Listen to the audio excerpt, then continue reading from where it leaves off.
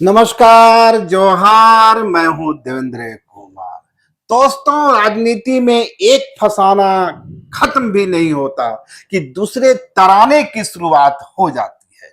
जी हां, सुबह झारखंड में इन दिनों यही हो रहा है। अभी अभी राज्यसभा चुनाव का फसादी फसाना खत्म हुआ कि एक नए तराने की शुरुआत हो गई। तराना यानी अब झारखंड की सरकार का स्वरूप बदलने वाला है। सरकार के जो सहयोगी हैं वे बदलने वाले हैं। हेमंत सोरेन की सरकार नई भूमिका में नए सहयोगियों के साथ सामने आने वाली है। कुछ लोगों ने तो यह दावा भी कर दिया कि अमित शाह के साथ उनकी मुलाकात हुई है और उस मुलाकात को राज्यसभा चुनाव से जोड़ते हुए यह दावा किया गया। बस चंद दिनों की बात है, यह महागठबंधन की सरकार का नेचर बदलने वाला है, सिग्नेचर बदलने वाला है। साफ लफ्जों में कहें तो कांग्रेस गठबंधन से बाहर होने वाला है और इसके बदले में सरजू राय, जयराम महतो की एंट्री होने वाली है। सरजू राय राज्यसभा चुनाव के पहले भी इस बात को दावा कर चुके हैं, सलाह दे चुके हैं। कांग्रेस बड़ी किचकिच करती रही है, इस कांग्रेस को हटाइए, इस फसाना को हटाइए। हम लोग समर्थन देने को तैयार है। उधर जयराम महतो की भी आकांक्षा यही रही है। कहां कांग्रेस के चक्कर में पड़े हुए हैं। भाजपा मुक्त, कांग्रेस मुक्त एक सरकार का गठन कीजिए, नई सरकार बनाइए। सरकार तो वही रहेगी, सीएम हेमंत ही रहेंगे। नए सहयोगियों को सामने लेकर सामने आइए। सरजू राय की आकांक्षा तो समझी जा सकती है। सरजू राय रघुवर दास के सरकार में भी मंत्री थे, वहां कुछ चली नहीं उनकी, और नहीं चली तो उन्होंने एक किताब भी लिखी। क्या सीएम हेमंत वह जोखिम लेंगे? बड़ा सवाल यह है। सरजू राय की चाहत हो सकती है, छटपटाहट हो सकती है, बेचैनी है सत्ता में आने की, समझा जा सकता है। लंबे अरसे से वे सत्ता से बाहर है और रघुवर दास के मंत्रिमंडल में जब मंत्री थे भी तब भी उनकी नहीं चली। तो उनकी चाहत अपने जगह ठीक है, लेकिन सीएम हेमंत क्या सरजू राय को मंत्रिमंडल में स्थान देंगे? क्या सीएम हेमंत कांग्रेस को बाहर का रास्ता दिखाते हुए जयराम महतो और सरजू राय को हिस्सा बनाएंगे, मंत्री बनाएंगे? उस सरजू राय को जिन्होंने अपने ही सरकार के खिलाफ, यानी रघुवर दास के खिलाफ चुनाव लड़ा, वही सरजू राय जिन्होंने रघुवर दास के तथाकथित करप्शन का खुलासा किया, तो क्या सीएम हेमंत भी उसी रास्ते जाएंगे और सरजू राय को मंत्रिमंडल बना करके एक दूसरी किताब लिखने की भूमिका प्रदान कर देंगे? और यदि जयराम महतो की चाहत है तो क्या जयराम महतो को भी मंत्रिमंडल का हिस्सा बनाएंगे? लेकिन इस बड़ा सवाल यह है कि सीएम हेमंत ऐसा करेंगे क्यों, जबकि उनके पास कांग्रेस के 4 मंत्री हैं और वे 4 मंत्री कभी भी सरजू राय की भूमिका में नहीं आ सकते हैं, कभी भी जयराम महतो की भूमिका में नहीं आ सकते हैं। कभी भी जिस तरह का सियासी हलचल, तूफान, कॉन्स्पिरेसी करने के माहिर सरजू राय माने जाते हैं, ये 4 मंत्री उस भूमिका में कभी नहीं आने वाले हैं। तो क्या सीएम हेमंत जानबूझकर एक नया सिरदर्द मोल लेंगे? ये 4 मंत्री जो कहने को मंत्री तो है कांग्रेस के, लेकिन उनके बॉस है हेमंत। हेमंत के एक इशारे पर ये क्या करने के लिए तैयार नहीं रहते हैं? क्या ऐसा काम है जो पार्टी के इतर जाकर के भी ये करने की चाहत नहीं रखते हैं? फिर ये मंत्री, इतने सीधे साधे मंत्री, इतने सरल मंत्री, इतने कमिटेड मंत्री, जी हां, पार्टी के प्रति नहीं, सीएम हेमंत के प्रति, इन 4 मंत्रियों को बाहर का रास्ता दिखाते हुए और सरजू राय, जयराम महतो को मंत्री बनाना कितना बड़ा चतुराई होगा? बड़ा सवाल यही है। और उससे भी बड़ा सवाल है कि राज्यसभा चुनाव में जो खेल हुआ उसकी वजह क्या है। आज कांग्रेस कई तरह के दावे कर रही है और चुनाव परिणाम के तुरंत बाद जिस तरीके से के राजू ने दावा कर दिया कि राजद की ओर से षड्यंत्र किया गया, माले की ओर से षड्यंत्र किया गया, उनके पास क्या कोई सबूत भी था, कोई साक्ष्य भी था, या एक आवेश में उन्होंने यह बात कह दी। और यदि कह दी, यदि उन्होंने राजद पर, माले पर गद्दारी का आरोप लगा ही दिया, गद्दारी का प्रमाण पत्र दे ही दिया, तो कांग्रेस से भी सवाल पूछा जाना चाहिए कि भाई इन गद्दारों के साथ मंत्रिमंडल में क्यों हैं आप, क्यों रहना चाहेंगे आप। लेकिन देखिए कल जिस तरह से पीसी हुई और कांग्रेस के तमाम विधायक सामने आए, राधा कृष्ण किशोर ने क्या कहा, मैं जहर पीने को तैयार हूं, विष पीने के लिए तैयार हूं। किस बात के लिए? देश के सेक्युलरिज्म की रक्षा के लिए, देश के लोकतंत्र की रक्षा के लिए, देश के बहु संस्कृति की रक्षा के लिए, देश की डाइवर्सिटी की रक्षा के लिए नहीं हुजूर। आपको समझ में आ गया कि जिस रास्ते के राजू बढ़ रहे हैं और जिस आवेश के साथ आप ये खेल कर रहे हैं, कहीं ना कहीं सीएम हेमंत की मजबूरी हो सकती है, अभी हुई नहीं है। और यही कारण है कि आप विष पीने को तैयार हैं। सेक्युलरिज्म देश में कोई मुद्दा नहीं है। सेक्युलरिज्म वह साबुन है जिसे कई सियासी दल रगड़ रगड़ कर अपनी खुजली मिटाते, सिर्फ खुजली मिटाते हैं। सेक्युलरिज्म उनका सिद्धांत नहीं है। इस देश बहुलवादी संस्कृति का संरक्षण उनका कोई इरादा नहीं है। देश में लोकतांत्रिक मूल्य चलता रहे, फलता रहे, फूलता रहे, ऐसी उनकी कोई चाहत नहीं है। उनकी चाहत है सिर्फ और सिर्फ सत्ता की, और इसी सत्ता के लिए वे सेक्युलरिज्म का साबुन, धर्मनिरपेक्षता का साबुन रगड़ते रहते हैं, और इतना रगड़ चुके हैं कि अब वो निष्प्रभावी हो गया है।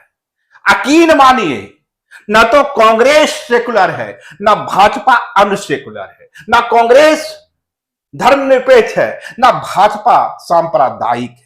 भाजपा सांप्रदायिक इसलिए है कि उसे सांप्रदायिकता से सत्ता मिलती है, कॉमनल बोल से, कॉमनल नारे से, कॉमनल लैंग्वेज से उसके हाथ सत्ता आ रही है, इसलिए वो कॉमनल है। और आप सेक्युलरिज्म का नारा इसलिए लगा रहे हैं, लोकतंत्र का नारा इसलिए लगा रहे हैं कि इससे आपको सत्ता मिलती रही। सवाल सिर्फ सत्ता का है, और इसी सत्ता के खेल में आप यह सब कुछ कर रहे हैं। यदि कांग्रेस को लगता है कि महागठबंधन को बचाना देश के लिए बेहद जरूरी है, और यदि ये दावे सामने आ रहे हैं कि सीएम हेमंत एक विकल्प पर विचार कर रहे हैं, और विकल्प यह है कि कांग्रेस से नाता तोड़कर राजद, माले, सरजू राय, टाइगर जयराम महतो के साथ, अब कुछ एक और बाहर के चेहरे भी हैं, लोचबा भी हो सकता है, आंसू भी हो सकती है, एक तमाम का मिलाकर के एक नया समीकरण तैयार करें। यदि आपको यह आशंका है और यदि आपको लगता है कि इससे लोकतांत्रिक मूल्य कमजोर हो सकते हैं, देश में सेक्युलरिज्म की लड़ाई कमजोर हो सकती है, कांग्रेस को वाकई इसकी चिंता है, तो कांग्रेस अपने तरफ से एक ऐलान क्यों नहीं कर देती कि जाइए, मैं चारों मंत्री पद नहीं रखता हूं, मैं सरकार का हिस्सा भी नहीं रहूंगा, लेकिन महागठबंधन का हिस्सा रहूंगा और सरकार को बाहर से रहकर भी समर्थन दूंगा। क्या कांग्रेस ऐसा कर सकती है? और यदि कांग्रेस ऐसा की तो यकीन मानिए, विधायक छोड़िए, कांग्रेस के मंत्री भी कांग्रेस के साथ नहीं रहेंगे। यानी जो मैं शुरू में कह रहा था, सेकुलरिज्म एक ऐसा साबुन है जो कई सियासी दल, जिसमें कांग्रेस प्रमुख है, रगड़ती रहती है, रगड़ती रहती है, रगड़ती रहती है, क्योंकि उस सेकुलरिज्म के साबुन से उसे सत्ता मिलती है, सुख मिलती है, सुविधा मिलती है। वह सेकुलर नहीं है। ठीक उसी तरीके से जिस तरीके से भाजपा कॉम्युनल नहीं है। भाजपा कॉम्युनल इसलिए है कि उस कॉम्युनलिज्म से उसे सत्ता मिलती है, सत्ता की मलाई मिलती है, और ये ऐसा नहीं है। तो याद कीजिए, आज भाजपा में जितने लोग हैं जिन्होंने इधर 10 वर्षों में भाजपा की सवारी की है, उसमें सबसे बड़ा हिस्सा किस पार्टी का है? कांग्रेस का है। कांग्रेस के बड़े बड़े धुरंधर जो सेक्युलरिज्म का नारा लगाते थे, सुबह उठते सेक्युलरिज्म, दोपहर में सेक्युलरिज्म, शाम में सेक्युलरिज्म का घोट पीते थे, आज कहां है? आने कहीं से भी उनकी आस्था सेक्युलरिज्म में नहीं है। सेक्युलरिज्म इस देश का स्वभाव है, इस देश का मिजाज है, यहां की लोगों की पसंद है। देश में यदि लोकतंत्र जिंदा है तो हिंदुस्तान के आम नागरिकों की चाहत से जिंदा है। ठीक है, भाजपा 14 वर्षों में 10 वर्षों में लगातार जीत हासिल कर रही है, लेकिन यह भी ठीक है कि उस भाजपा के वोट बैंक से एक बड़ा वोट बैंक उनका भी है जो देश में लोकतंत्र चाहते हैं, सेक्युलरिज्म चाहते हैं। और यकीन मानिए, इसमें राजनीतिक पार्टियों की कोई भूमिका नहीं है। लेकिन बड़ी बात, कांग्रेस को जिस आत्ममंथन का शिकार करना चाहिए, जिस तरीके से उसने राजद की भूमिका पर सवाल खड़ा किया, माले की भूमिका पर सवाल खड़ा किया, मैं राजद को कोई ईमानदारी का सर्टिफिकेट नहीं दे रहा हूं, माले को भी नहीं दे रहा हूं। जो लोग ये कह रहे हैं कि माले लाल झंडे वाली पार्टी है, यह धोखा नहीं दे सकती है, वे एक दूसरी दुनिया की सैर कर रहे हैं। यही माले है झारखंड की, और पूरे देश के माले के बारे में, वामपंथियों के बारे में कहा जा सकता है, वहां भी वंशवाद है। आज बगोदर विधायक विनोद सिंह के पिताजी कौन थे? क्या जरूरी है कि बाप के शहादत के बाद बेटा को ही सियासी कुर्सी दे दी जाए? और निरसा विधायक, वहां भी तो यही खेल हो रहा है। उनके पिताजी भी लाल झंडा वाले रहे थे, आज उनके बेटे विधायक हैं। आने लाल झंडा में, लाल झंडाधारियों में भी यह प्रचलन है कि बाप की मृत्यु के बाद, पिता की शहादत के बाद उसके बेटे को जगह दी जाती है, आगे बढ़ाया जाता है। यही झारखंड में भी हुआ। तब कहां चला गया था लोकतंत्र? क्या पार्टी में दूसरे कार्यकर्ता नहीं थे? और राजद जिस तरह से दावे कर रही है, ढिंढोरा पीट रही है, मैं लालू यादव की पार्टी का हूं, राजद का हूं, सांप्रदायिकता से लड़ना मेरे खून में है, मेरे स्वभाव में है, मैं भाजपा से समझौता नहीं कर सकता हूं। क्या हुआ था बिहार में? क्या राजद के लोग नहीं गए? राजद के लोग नहीं गए? राजद वाले भी जाते हैं, कांग्रेस वाले भी जाते हैं। सवाल फिर से वही है, लड़ाई लोकतंत्र की नहीं है, लड़ाई धर्मनिरपेक्षता की नहीं है, लड़ाई सत्ता की। तो एक सिरे से खारिज कर देना कि गद्दारी राजद की ओर से नहीं हुई, गद्दारी माले की ओर से नहीं हुई, ज्यादती है। लेकिन बड़ा सवाल उससे भी है कि जो कांग्रेस कह रही है कि राजद गद्दार, माले गद्दार, और गद्दार का सर्टिफिकेट बांट रही है, और अपने लिए अपने ही विधायकों से, अपने ही मंत्रियों से दबाव डालकर ईमानदारी का सर्टिफिकेट बांटा जा रहा है। सवाल तो यह भी है ना कि क्या वाकई यह दावे के साथ कहा जा सकता है कि कांग्रेस की ओर से खेला नहीं हुआ, कांग्रेस के विधायकों ने गद्दारी नहीं की? आप एक बार अपना आत्ममंथन क्यों नहीं करते? कई तरह के दावे आ रहे हैं। दावे तो यह भी आ रहे हैं कि झारखंड में जो कुछ भी हुआ और कांग्रेस के अंदर का झगड़ा था, वह मल्लिकार्जुन खड़गे और वेणुगोपाल का झगड़ा था। दावे यह भी आ रहे हैं झारखंड में कई ऐसे मंत्री हैं जो वेणुगोपाल की टीम के हैं और उनकी पसंद कहीं से प्रणब झा नहीं थे।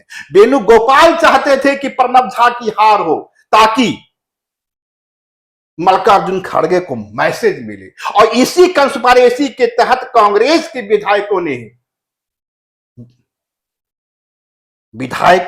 ही लेकिन विधायकों के साथ कई मंत्रियों ने भी प्रणब झा को गच्चा दिया, यह मामला भी चल रहा है। इस तरह की बातें भी सामने आ रही है। तो कांग्रेस और के राजू जितनी तत्परता के साथ बगैर आत्मचिंतन किए, बगैर मनन किए, बगैर इस बात की समीक्षा किए कि हम जो बोल रहे हैं उसका परिणाम क्या होगा, आपने राजा माले पर गद्दारी का आरोप लगा दिया। और जब आरोप लगा ही दिया तो उसी राजा माले के साथ सत्ता की साथ चाशनी चाटने की इतनी बेचैनी क्यों है?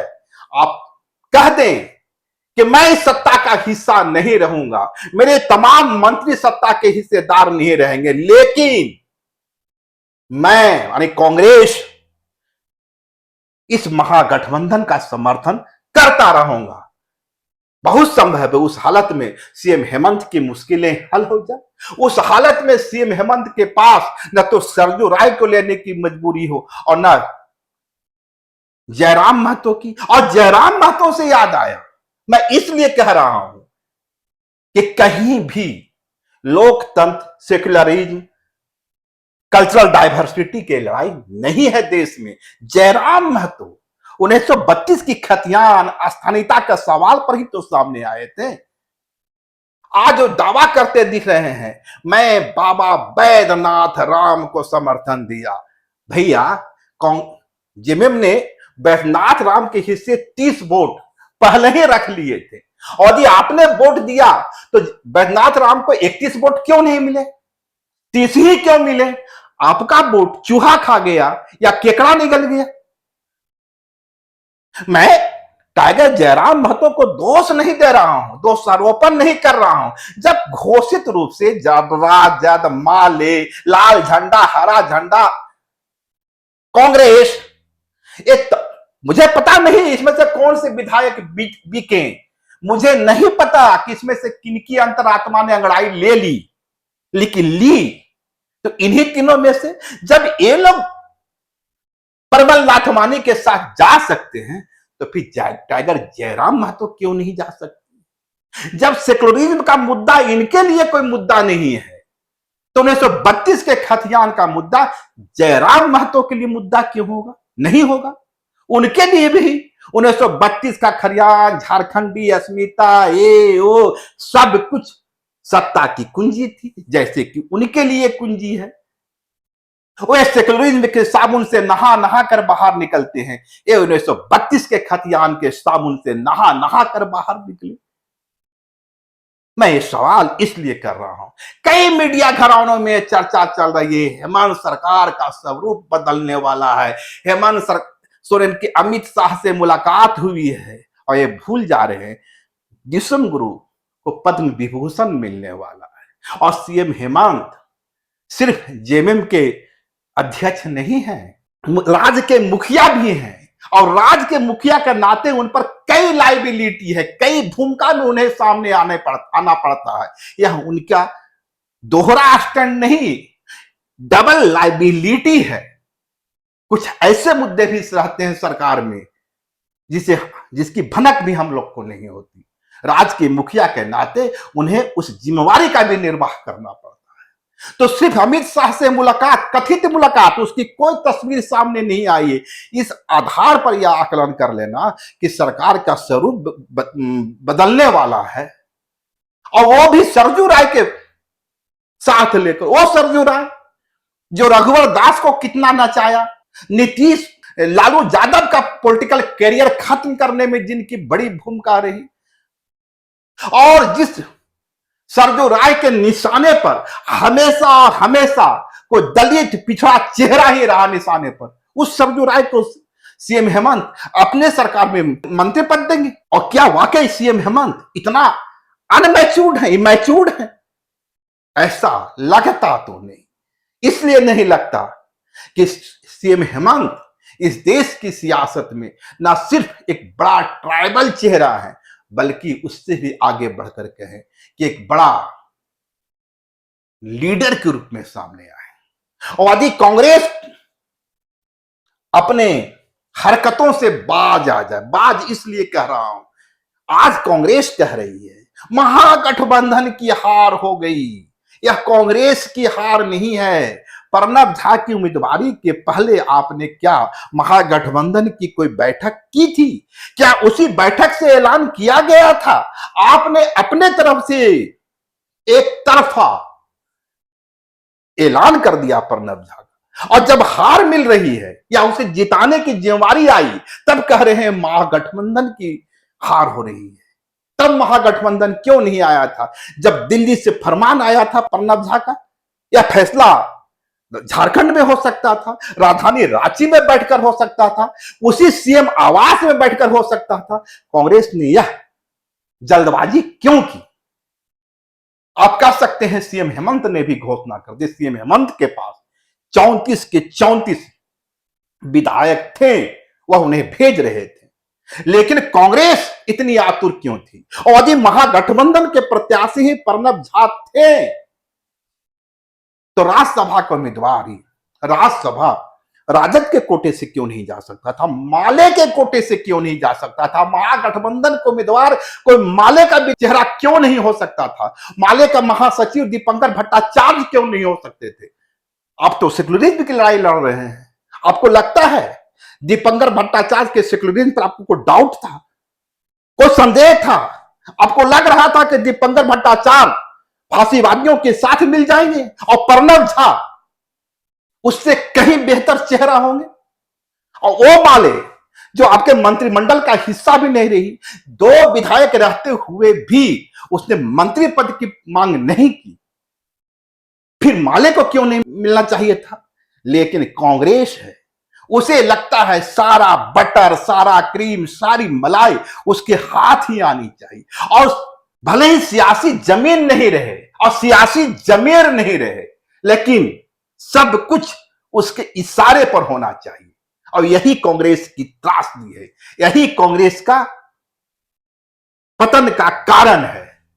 कांग्रेस को यदि नए स्वरूप में आना है, और वास्तव में इस देश को लोकतंत्र की जरूरत है, वास्तव में इस देश को एक मजबूत विपक्ष की जरूरत है, वास्तव में इस देश को विपक्ष की ओर से एक बुलंद आवाज की जरूरत है। लेकिन सवाल है यह है कि क्या कांग्रेस उस भूमिका में है? सवाल कांग्रेस की भूमिका पर ही है।